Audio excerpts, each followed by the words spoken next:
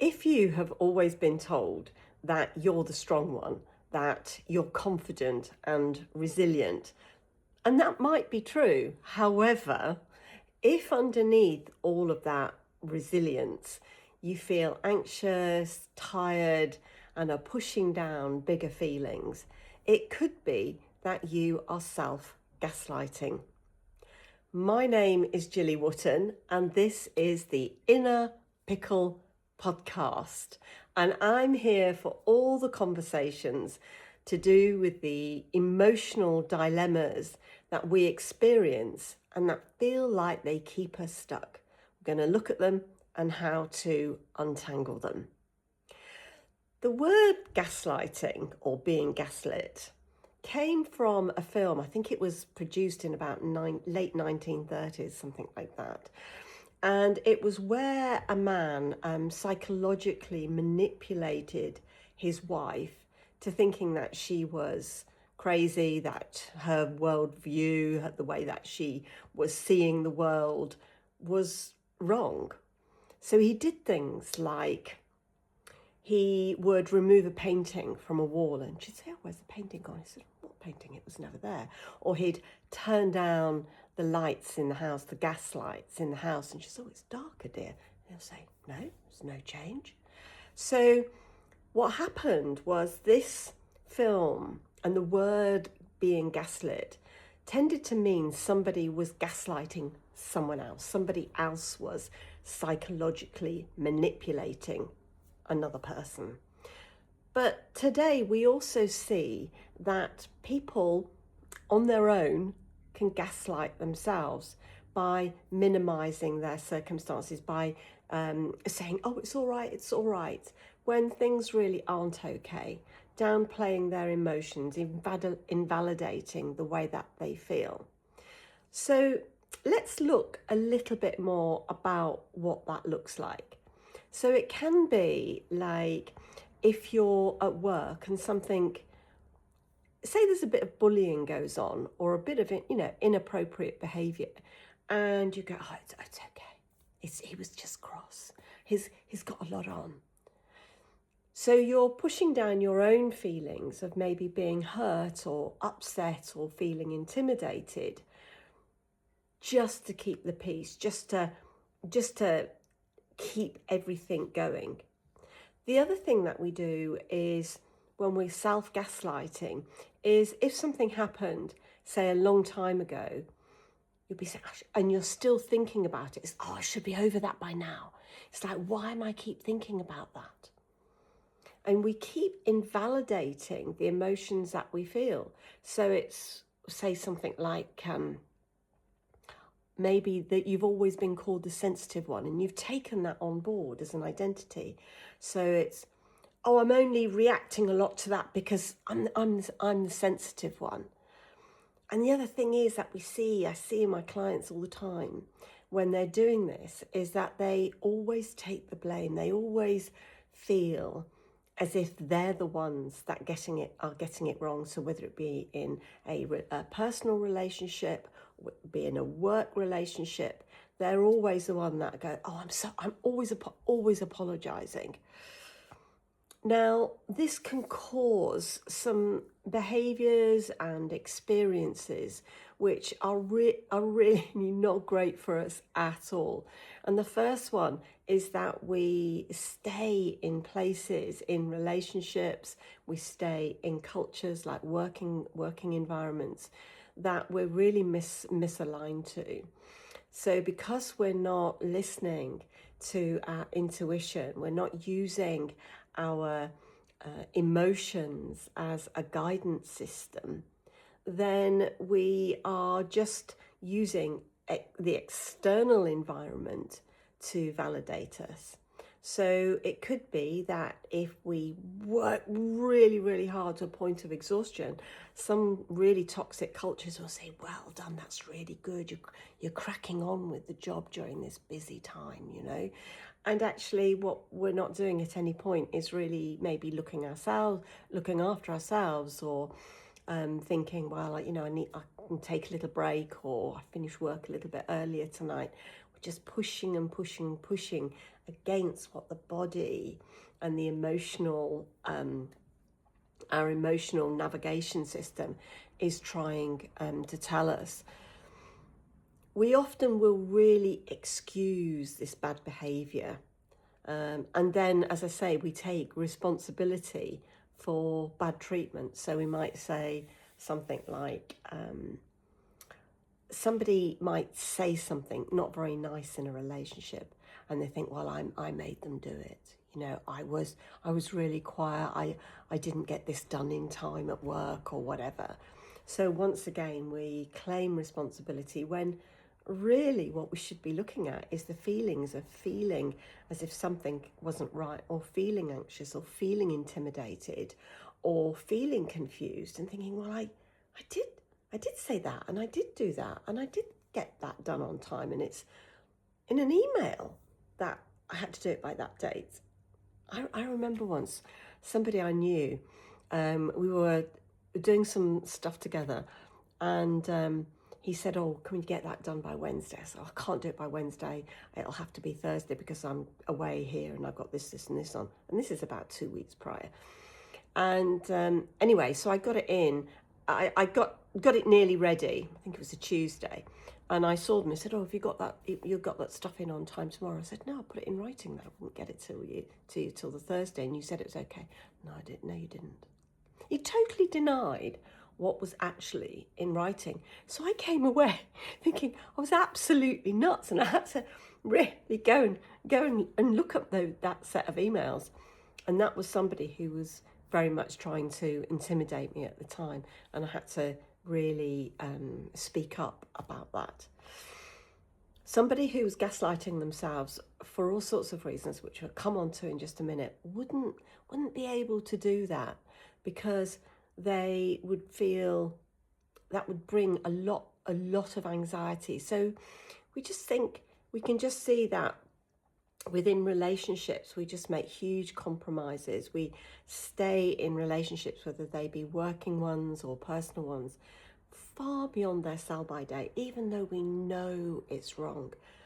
Internally, the chaos and the second guessing and the contradictions just leaves that, particularly that chronic second guessing, leaves people numb to themselves, feeling confused. And again, as I've mentioned several times, just a lot of anxiety. And if we look at, true resilience, that's not being strong. That's a pattern from a long time ago that was set, where you have carried this pattern forward in life. If you're nodding to some of the things I've been talking about, true resilience is really much more about you staying close to how you feel. There have been times that I've seen my clients and myself where, you had to go through maybe 2 or 3 weeks of a launch or something new happening at work, or a busy time for your family. And you're really up against it, but you're staying close to it. Right, okay, I'm going to need a couple of early nights. I'm going to have to cancel that friend's dinner with my friends, or I'm going to get up a bit earlier and I'm going to go for a walk, because what I need is just some fresh air and not being indoors all the time. What I need is to talk to a friend. I haven't got a lot of time, but I wonder if my friend's free for a chat on the phone. We're staying close to what is feeding us and making us thrive, rather than just, I can do it. It's like, is it Dory in Nemo, isn't it? Keep on swimming, keep on swimming. It's like real resilience comes from staying close to what we need and riding the surges at the pits and that roller coaster of physical activity or emotions, or demands that are being made on us. So we can judge a situation honestly. We can know what is right for ourselves, and also that resilience involves finding a really true voice and being able to express it at appropriate times, appropriate for you. And so when we see that contrasted with the minimizing, the always looking for that external validating, the not speaking up, the crushing and pushing down of the messages from the body. We do get that chaos and confusion, and as I said, that almost like that numbness to life. So where does this come from? It can come later on in life from, unfortunately, meeting a narcissistic type person who you're engaged with romantically, particularly in those spaces. And over time, they just grind you down with the contradiction, the blaming, the control, all the different levels of control that they exert, to a point where you just like doubt the way that you think, and you have to push those feelings down. I'm not telling you have to push those feelings down, but we push these feelings down simply because it's a survival strategy. It's almost like you're not allowed to have anything other than the emotions that they want to create in you. So where does it come from? Well, it can, as I said, come from those one-off relationships later on in life. But in my experience with my clients, it tends to be a pattern from early doors. You might have had a narcissistic parent, or a parent that just was not emotionally available for you. Very often, those people can be all about them. It's all about me, and the child's needs just don't get validated. There's just not space. And they're often praised for being good kids, for being the quiet one, for being the one that gets everything done, the one that doesn't bother me. And yet the one who always listens, the one that always makes space for everybody else, and particularly the narcissistic parent. It could just be a parent who's actually really loving and kind, and I should say, that they don't have the ability to, to deal with the bigger scale of emotions. So when a child gets really distressed, it causes such a lot of pain in the parent, that they just have to, now don't cry, it's okay, don't worry, you're all right. Or they'll say, oh, you'll feel fine, you'll be all right. And they come home from school and they've had something not nice go on, and the parent, for whatever reason, just hasn't got the emotional space to be able to soothe them, or to reassure them, or to discuss it and find conclusions.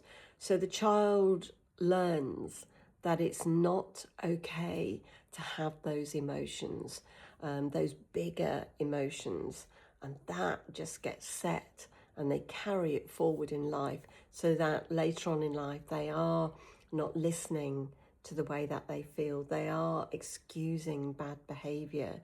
They are staying in situations, both at work and personally, in relationships or environments that are just so misaligned and are not healthy, and even could be really toxic for them.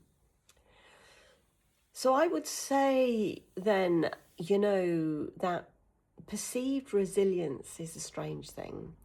And there are times when we do have to dig down deep in this life. Life doesn't come easy sailing. It does come with the wind and the waves and the ups and the downs, doesn't it?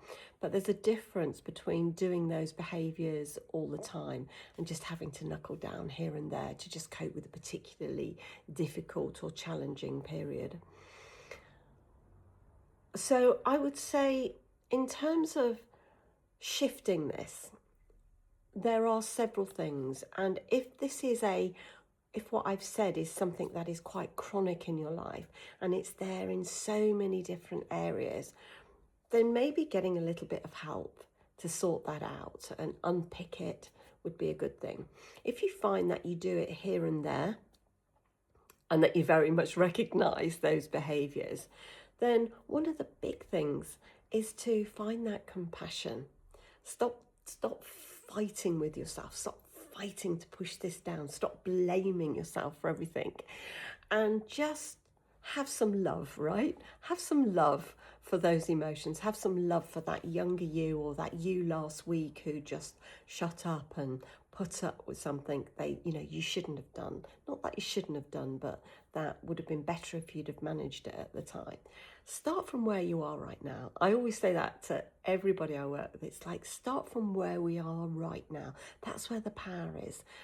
And it could be that just by just saying, I'm doing my best. It was a strategy I used in the past to get me through stuff.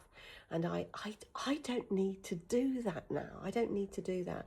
So have a bit of love and compassion rather than, I should have been over it. I shouldn't have been like that. Over yourself. That's the first big step. Stop blaming. Stop shaming yourself. Stop fighting and create a bit of love for yourself. Then there's 2 other steps that I would recommend. The first is notice when you're minimalizing your emotions, those big emotions. Notice when you are crushing and pushing down the way that you feel. I'm fine, when actually you're just really upset because of the way that someone's behaved. What do you need to do? Is it that you need to talk it through with somebody? Is it that you need to get a bit of help or understanding of a situation? Do you need to recruit someone else's brain to talk it through? And that's not to go on about how bad this is and how bad you are, but these are the facts as I see them. How can I deal with that? Try and get some information when you notice you're pushing stuff down. It's like, how do you get to deal with those emotions? The other thing is to look at how you can process something. Look at, maybe it's, again, talking through something. It might be that you need to find your voice in a situation. Learn how to calm that nervous system down so that you can speak from your heart. You can speak about what's right for you. This is unacceptable. I'm not going to put up with this anymore. Sometimes we have to make some really big decisions. Relationships that have gone way past their sell-by date, and we've been putting up with behaviours which are just not okay, and our body will never stop giving the message, which is why we get the anxiety. It's why you get the tiredness and the emotional confusion, particularly where this gaslighting is concerned. And if that's happening in your life, when we can find a way to do what is right for you, even if it's a hard decision, the other side of it can be a place where you can just truly be yourself. And one of the reasons why I did this Inner Pickle podcast, I'm getting to really love saying that, the Inner Pickle can't say it now, podcast, was to help people recognize the places where old patterns stop them from really accessing their true level of emotions, who they are as a person, what's right for them, what's their passions, what do they want to do in life, what's that little spark of creativity that's calling them to something different. So it might be some adjustments, or it might be that you find that trust and faith in yourself to, apply for that other job, or to come out of a relationship, just a friendship or personal or an intimate relationship, which is, as I've said, is not doing you any good at all. And that gaslighting is just keeping you in a space that you're really not aligned to. So look at getting some help, look at where you're minimizing, finding your voice, and also notice, and this is really important, shift your thinking from, I'm overreacting to that. I should be able to cope with that. I'm overreacting. I'm the sensitive one. Shift it from, there's something in me which is reacting to this, and give yourself time to explore it. what is this feeling that I keep getting? What is this nervousness when that person is speaking to me at work? Would I put up from Joe Blogs at work? Would I put up with that behaviour in my own friendship circles? Because it can be that our friendships and our personal relationships we're fine with, but we've learned that in a particular relationship with work that we're putting up with really toxic cultures. And I've always said to my clients, if they come and there's just one person who's behaving badly, then you can help somebody build up their strength and their voice and alignment so they can manage that in the workplace. But if it's a culture where there are a lot of people behaving badly and supporting toxic behaviours, then for me, there's only one way they're going to begin to feel good about themselves and get that zest for life back, and that is to go into a job that feels more aligned. So get some help, talk to people if you need to. If it's really bad, get some therapeutic help, and then also shift your thinking from where I'm overreacting to something in my body is trying to tell me something in my body, something in my soul is reacting to something here. And what do I get to be curious about? What do I get to shift here? What do I get to change? So remain curious, remain open. I hope that was valid, because your feelings are valid. And when you can begin to rebuild the trust in your instincts, calm that body down, listen to what your body's saying without trying to push it down or correct yourself, you'll find your voice and a whole new way of being in life. And it's just so beautiful when I see the people that I work with, my students and my clients, do that. So I hope that's been really helpful for you. See you on the next podcast.